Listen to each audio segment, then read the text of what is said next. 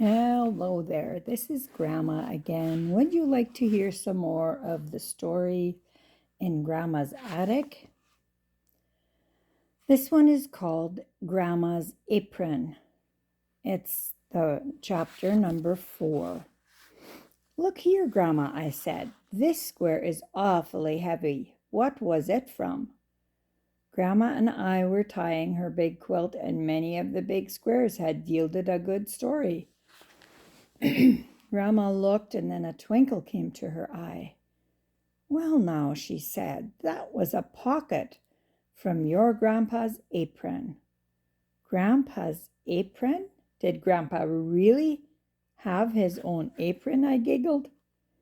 He certainly did, Grandma laughed, and you aren't the first one who thought that was funny.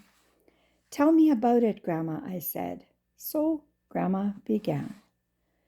Grandpa came home from town one day with this big, heavy piece of goods. He said he wanted an apron made for himself, a very special apron. That evening he drew a picture of it for me, and together we cut a pattern out of paper. It was a special apron, too. It had a pocket for everything Grandpa wanted with him. There was a pocket to hold scripture verses written on cards. The verses were pulled out and recited to Nellie and Bess while Grandpa milked in the morning and at night. There was a deeper pocket that held a small songbook. It was propped in the stall, and Grandpa sang all the verses of How Firm a Foundation, or Oh, this uttermost salvation, to the stock as he fed and watered them. Sermon notes were in another pocket.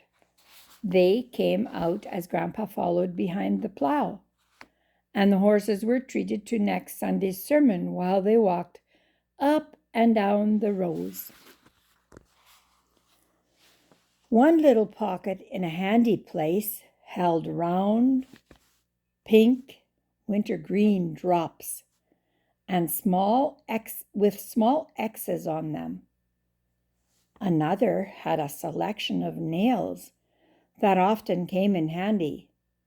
There was room for a fresh cookie or a piece of homemade bread and butter. I'm not sure I ever knew what was in all those pockets, but Grandpa did. It was a funny-looking apron, to be sure, and Grandpa took a lot of good-natured teasing about it. My brother Reuben would say, "Here comes Len in his milkmaid's apron. Do you suppose the cows would give any milk if he forgot to wear it?" Or Roy would say, "Oh, Len, do you have an empty pocket in your apron to carry my tools to the back field?" Grandpa would laugh along with them, but he would say, "I hope you boys notice that I don't make a dozen trips to the house or barn while I'm working. I have everything right where I need it." And so Grandpa continued to replenish his pockets and wear his apron as he went about his chores. But a day was to come when no one laughed at Grandpa's apron. One afternoon in the fall, Grandpa was working in the hayloft, repairing the floor before the new hay came in. Somehow his foot slipped on a crossbeam, and he started to fall. His apron flew out and caught on the hook that was used to lift the bales to the loft, and Grandpa hung suspended many feet above the concrete barn floor. He began to pray loudly for the Lord to send someone to the barn. The Lord heard him.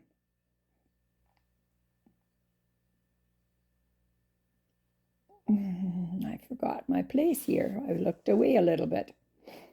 So did Reuben and Roy, who ran to the barn to find a reason for such loud prayers.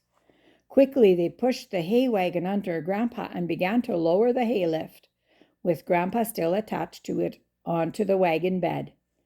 "You boys, get me down from here," Grandpa shouted, "and maybe I can talk Mabel into making you an apron like this." As they loosened the hook from Grandpa's apron, Reuben exclaimed, "What in the world kept that hook from going clean to the bottom of this silly apron?" "Why, the Lord did, of course," Grandpa responded. "And now maybe you clowns will have a little more respect for this valuable piece of goods." He stalked to the house, leaving Reuben and Roy to contemplate the distance. That he would have fallen to the barn floor had not the Lord and his apron held him securely. I mended the apron, and Grandpa continued to keep it stocked and in use. The boys didn't laugh again. They knew they had seen a miracle that day. Grandpa laughed and patted the square on the quilt. Grandma laughed and patted the square on the quilt. And you wouldn't be here to listen to the story if your grandpa hadn't been wearing it that afternoon. I'll show you a picture that's in the book. This is not working. There he is, hanging by his apron.